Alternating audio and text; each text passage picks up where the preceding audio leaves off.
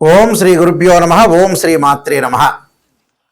అంగారక గ్రహము అంటే ధరణీగర్భ సంభూతుడు అంటాం కుజుడు.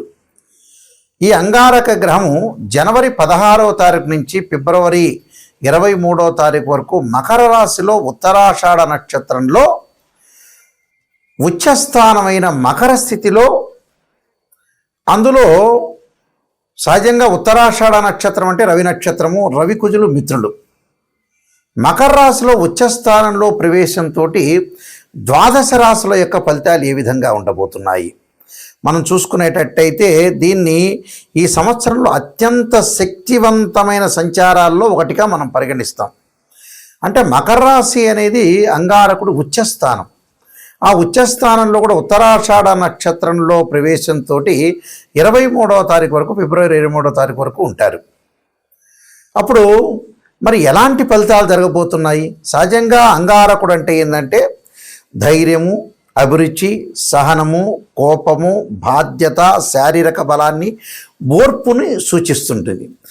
మకర రాశి సహజంగా ఏంటంటే మకర రాశిలో పుట్టిన వాళ్ళ కొంతమందికి, అంటే ఎక్కువ మందికి, మెజారిటీ ఆఫ్ ద పీపుల్కి క్రమశిక్షణ, సహనము, బాధ్యత, ఓర్పు, అలానే సహనము, ఈ రెండు శక్తులు ఇక్కడ కలుస్తాయి.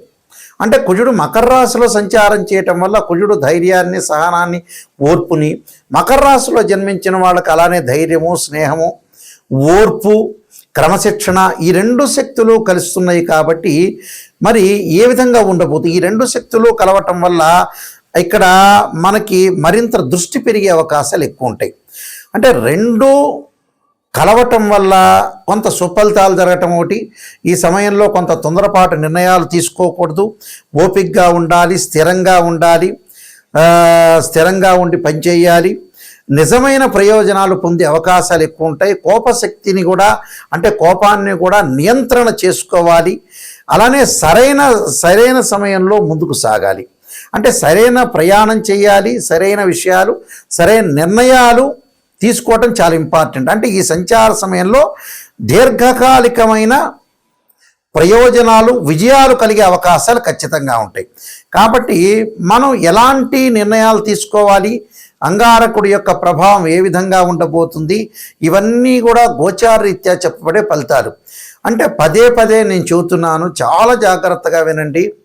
ఎప్పుడు కూడా బర్త్ చార్ట్ వేరు, గోచారం వేరు.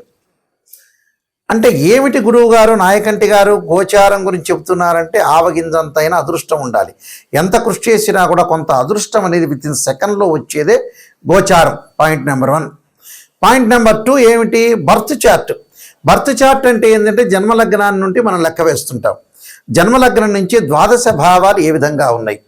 ద్వాదశ భావాలు అంటే తనుభావము, ధనభావము, ద్వితీయ భావం అంటారు, తృతీయ భావం సోదర భావం, చతుర్థ భావం మాతృభావం, గృహము, వాహనాలకు సంబంధించిన భావం, 5వ భావం అంటారు, పంచమ భావం అంటారు, దాన్ని సంతాన భావం అంటారు. అలానే సంతానం కలగటం ఎలాగుంటుంది, అలానే సంతాన భావం తర్వాత 6వ భావం శత్రువులు, రోగాలు, రుణాలు, 7వ భావం కళత్ర భావం అంటారు. కళత్ర భావం అంటే వివాహము, 8వ భావం ఆయుష్ భావం అంటారు. ఆడవాళ్ళకు వచ్చేటప్పటికలా మాంగళికి సంబంధించిన భావం అంటారు. అంటే భర్త యొక్క క్యారెక్టర్ని అనాలిసిస్ చేసే భావం అంటారు.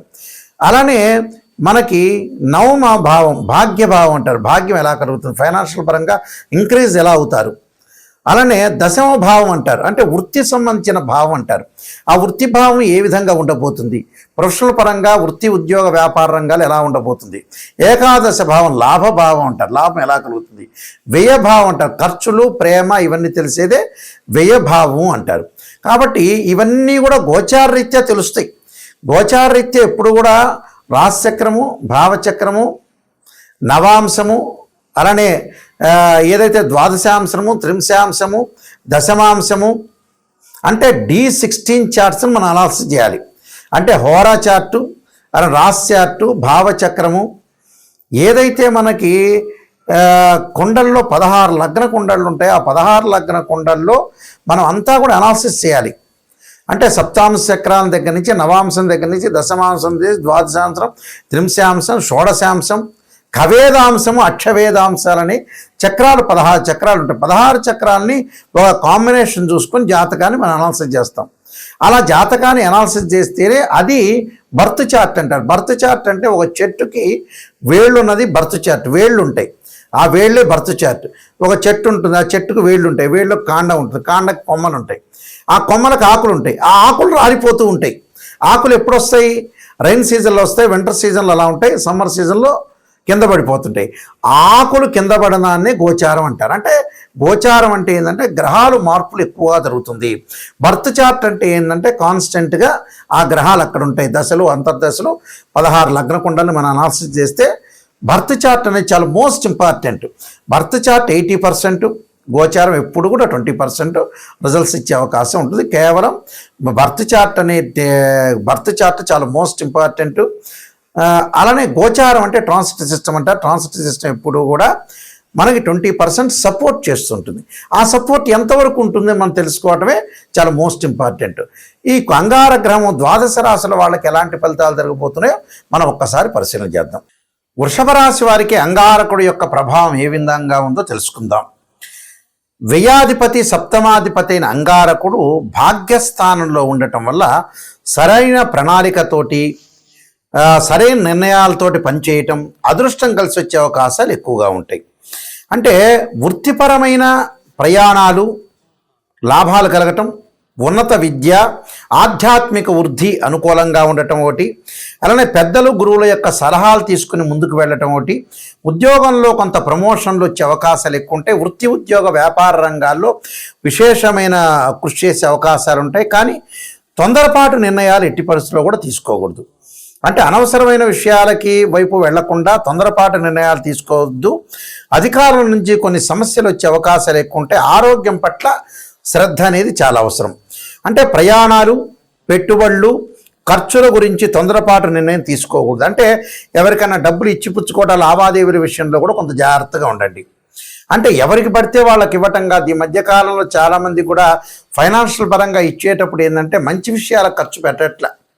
మనిషి టోటల్గా ఫీల్ కావడానికి ఏంటంటే మంచి విషయాల మీద ఖర్చు పెట్టకుండా ఏదో లగ్జరీ ఐటమ్స్ మీద బాగా ఖర్చు పెడుతున్నారు. అలాంటి వాటి మీద ఖర్చు పెట్టద్దండి.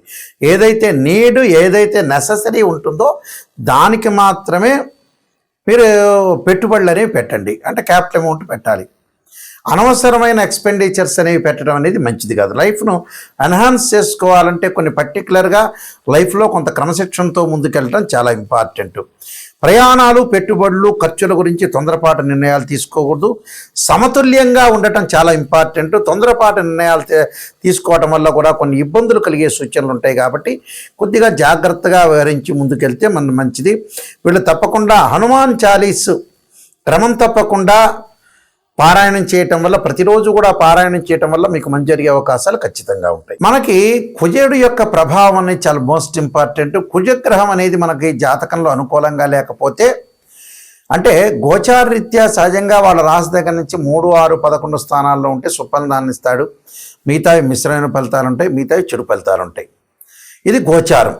అదే బర్త్ చార్ట్ ప్రకారంగా మనం చూసుకునేటట్టయితే వాళ్ళ జన్మలగ్నం నుంచి 2, 4, 7, 8, 12 స్థానాల్లో కుజుడు ఉంటే దాన్ని కుజదోషం అంటారు. కొన్ని నక్షత్రాల కుజదోషం వర్తించదు, కొన్ని రాసులకి, కొన్ని లగ్నాలకు కూడా కుజదోషం అనేది వర్తించదు. అయితే ఇక్కడ అంగారక గ్రహం యొక్క ప్రభావం ఏ విధంగా ఉంటుంది, దాని నివారణ ఎలా చేసుకోవాలంటే సహజంగా అంగారకుడి యొక్క హోమము, అంగారకాగ్నే శక్తి అస్తాయి ధీమే తన్నో భౌమ ప్రచోదయాత్ అనే మంత్రాన్ని, తత్పురుషా విద్యే మహాసేనాయ ధీమే తన్నో షణ్ముఖ ప్రచోదయాత్ అనే మంత్రాన్ని చక్కగా చదువుకోవాలి. అంటే తత్పురుషా విద్యే మహాసేనాయ ధీమే తన్నో షణ్ముఖ ప్రచోదయాత్ అనే మంత్రాన్ని చదువుకోవాలి. లేకపోతే అంగారక గాయత్రి మంత్రం. ఇక సహజంగా అందరికీ తెలిసింది ఏంటంటే ధరణీగర్భ సంభూతం విద్యుత్కాంతి సమప్రభం కుమారశక్తి అస్తంచ మంగళం ప్రణమామ్యం. అంటే కోర్టు సమస్యలున్నా, అన్నదమ్ముల మధ్యలో గొడవలు జరుగుతున్నా, పిత్రార్జిత సమస్యలున్నా, కెమికల్ కంపెనీ వాళ్ళు కానీ, రియల్ ఎస్టేట్ వాళ్ళు కానీ, కన్స్ట్రక్షన్స్ వాళ్ళకి కానీ, ఎవరికైతే వివాదాలు, ఆర్గ్యుమెంట్స్, పోలీస్ స్టేషన్లు, కోర్టు సమస్యలు ఉంటాయో వీళ్ళందరూ కూడా తప్పకుండా అంగారకుడి యొక్క ఆరాధన, శ్రీ వల్లీ దేవసేన సంస్థ సుబ్రహ్మణ్య స్వామి యొక్క ఆరాధనకి చేయాలి. వివాహం కాని వాళ్ళు కూడా ఖచ్చితంగా అంగారకుడి యొక్క జపం, అంగారకుడి యొక్క హోమం, అలాగనే కందులు దానం చేయటం, ఎర్రని వస్త్రము, ఎర్రని గొడుగు, ఎర్రని చెప్పులు, ఎర్రని పూలు లాంటివి దానం చేయటం వల్ల కూడా వీళ్ళకి మంచి జరిగే అవకాశాలు ఖచ్చితంగా ఉంటాయి. నిజంగా ఎవరైనా సరే జాతకాన్ని తెలుసుకునే వాళ్ళు నెగిటివ్ అయినా పాజిటివ్ అయినా తెలుసుకోవాలి. చాలామంది కూడా ఈ మధ్యకాలంలో ప్రతి సంవత్సరం కూడా బాగానే ఉందండి గురువు గారండి, ఈ సంవత్సరం బాగుంటుంది, వచ్చే సంవత్సరం బాగుంటుంది, గురువుల దగ్గరికి వెళ్ళంగానే ప్రతి వాళ్ళు అలా చెబుతూ ఉన్నారు ఈ మధ్యకాలంలో. అవన్నీ కూడా గోచారీత్యా చెప్పబడే ఫలితాలే కానీ బర్త్ చార్ట్ అనుసరించి కావు. అందువల్ల మా దగ్గర ఎవరైతే జాతకాన్ని మనం కన్సల్ట్ చేస్తారో వాళ్ళకి నెగిటివ్ అయినా పాజిటివ్ అయినా తెలుసుకునే వాళ్ళు మాత్రమే నా దగ్గర ఫోన్ చేయండి. నిజాన్ని తెలుసుకోవాలి, బాగుపడాలనుకునే వ్యక్తులు మాత్రమే ఫోన్ చేయండి. చాలామంది కూడా అంతా అయిపోయిన తర్వాత 70 ఏళ్ళకు వచ్చి నాయకంటి గారు మేము ఎలా సంపాదించాలనే వాళ్ళు చాలామంది ఉంటారు. 60 ఏళ్ళు రావటం ఎప్పుడు పెళ్లి చేసుకోవాలని చెప్పేవాళ్ళు, 50 ఏళ్ళు కాగానే ఎప్పుడు సంతానం అనే వ్యక్తులు చాలామంది ఉన్నారు ప్రపంచంలో. మన జీవితం అంతా కూడా మన చేతుల్లోనే ఎక్కువ పర్సెంట్ ఉంటుంది. మనం నాశనం చేసుకున్నట్టు అవుతుంది. అంటే స్వయంకృత అపరాధం అనేది చేయొద్దండి. నిజాన్ని తెలుసుకోండి, ముందు అలర్ట్ కాండి.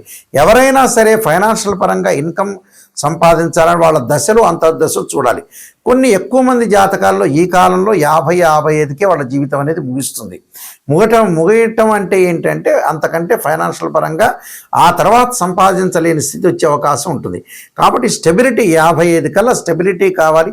ఆ తర్వాత ఫైనాన్షియల్ పరంగా గ్రోత్ ఉన్నా లేకపోయినా కూడా ఉన్నది పెట్టుకొని తినే అవకాశం ఉంటుంది. మెంటల్ టెన్షన్ లేకుండా ఉద్యోగపరంగా కానీ వ్యాపార పరంగా కానీ వృత్తిపరంగా కానీ కొంత జాగ్రత్తగా ఉండి ముందుకు వెళ్ళండి అని మా సూచన. ఎందుకంటే నేను నెంబర్ ఆఫ్ ఆస్ట్రాలజీ బుక్స్ రాశాను, అలానే నా క్వాలిఫికేషన్స్ అన్నీ కూడా మీకు కనపడుతూ ఉంటాయి. నేను 15 పుస్తకాలు, కాలసర్పయోగము, కాలసర్పయోగ చంద్రిక, రాహుకేతులు, ఛాయాగ్రహాలు, పుత్రగణపతి వ్రతము, వివాహ మార్తాండము, జాతక చంద్రిక, స్వప్నశాస్త్ర ఫలదీపిక, బృహత్ పరిహార సింధు, సర్వదేవతా గోత్రపురులు, సర్వదేవతా గోత్రులు పార్ట్ 1 పార్ట్ 2 ఇలాంటి నెంబర్ ఆఫ్ ఆస్ట్రాలజీ నేను గ్రంథాలన్నీ కూడా రాశాను. అవన్నీ కూడా మోహన్ పబ్లికేషన్ రాజమండ్రి వాళ్ళ దగ్గర దొరుకుతాయి. మా దగ్గర కావాలంటే కూడా మా దగ్గర కూడా మేము పంపిస్తాము. www.nayakanti.com, www.nayakanti.in చూడండి. చూసిన తర్వాత నిజంగా తెలుసుకోండి, జాతకాన్ని నిజంగా తెలుసుకోండి, ముందుకు వెళ్ళండి. నిజం తెలిస్తేనే మనకు మంచి జరిగే అవకాశాలు ఖచ్చితంగా ఉంటాయి. అబద్ధపు ముసుగులో, అసత్యపు ముసుగులో ఉంటే జీవితం అంతా కూడా మన లైఫ్ అనేది ముందుకు వెళ్ళదు. వెనక్కి తిరిగి చూసుకునేటప్పటికల్లా మన టైం అయిపోతుంది. కాబట్టి కొంత జాగ్రత్త వివరించి మీరు ముందుకు వెళ్తే మీకు మంచి జరిగే అవకాశాలు ఖచ్చితంగా ఉంటాయి. మీ అందరికీ కూడా మంచి జరగాలని ఆశిస్తూ సర్వే జనా సుఖినో భవంతు.